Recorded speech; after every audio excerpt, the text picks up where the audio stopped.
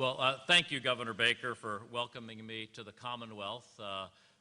We have just always had such a tremendous partnership with Governor Baker and his administration, and I really appreciate that Lieutenant Governor Polito and Secretary Sutters also came out for our visit today, so thank you for that.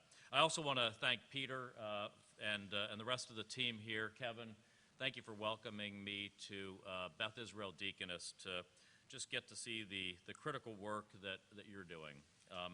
This visit is a very important opportunity for me to learn about the success that Massachusetts has had against COVID-19 and the efforts that are being made toward a safe reopening.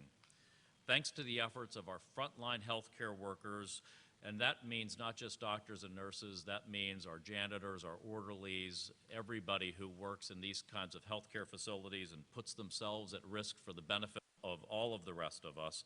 Thanks to all of them here at Beth Israel, thanks to the hard work of our state and local leaders like Governor Baker and his team, and thanks to President Trump's leadership, we're making progress against the virus every day. And today was a chance for me to hear about a particularly concerning aspect of the crisis, how measures that we need and needed to slow the spread of the virus may actually be impacting our health, including through drops in important healthcare services and what healthcare providers are doing to address that. The number of Medicare fee-for-service beneficiaries receiving in-person primary care services in Boston dropped about 80% from February to April. Thanks to creativity from providers and flexibilities that we offered at HHS, we've seen a surge in telehealth, primary care visits. I think I heard that of the visits here at Beth Israel Deaconess, normally they'll see 5,000 patients. Now they've got 2,000 in person and 1,000 that are telehealth, or the opposite. Is it the opposite? 2,000 in person, 1,000 telehealth. Really just a complete transformation in how care is being delivered. In the Boston area, we've seen colonoscopies and mammograms decline by over 90%. Joint replacements down by 90%, cardiac surgeries down by 70%. And Beth Israel Deaconess has been measuring and studying these drops themselves. Referrals here at Beth Israel for breast cancer and blood cancer are down over 60%. There's been a 33% decline in heart attack hospitalizations and a 58% decline in stroke hospitalizations. People aren't stopping having heart attacks and strokes because of the pandemic. What's happening is they're not seeking needed medical care. Now, we've supported healthcare institutions with funds that the President secured from Congress for healthcare providers, including more than $63 million sent to Beth Israel already.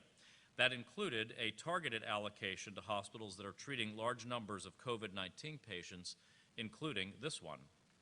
Despite what we're doing to support hospitals, emergency measures are no substitute for safely reopening our healthcare institutions and giving patients confidence that they can return for the care that they need.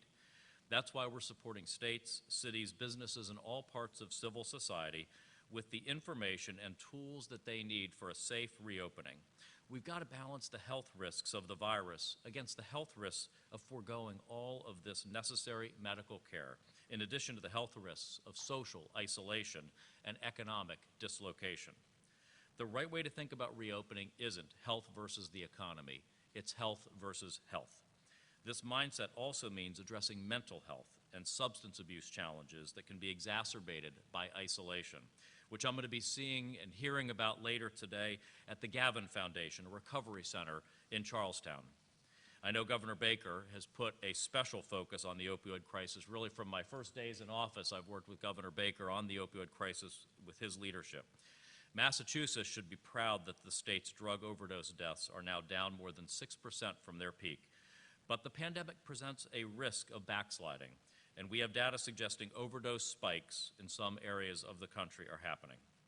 The President's top priority is the health and well-being of all Americans, and that's why we've got to be moving, as the Commonwealth of Massachusetts is, toward a safe and prudent reopening here in our healthcare facilities and throughout our communities.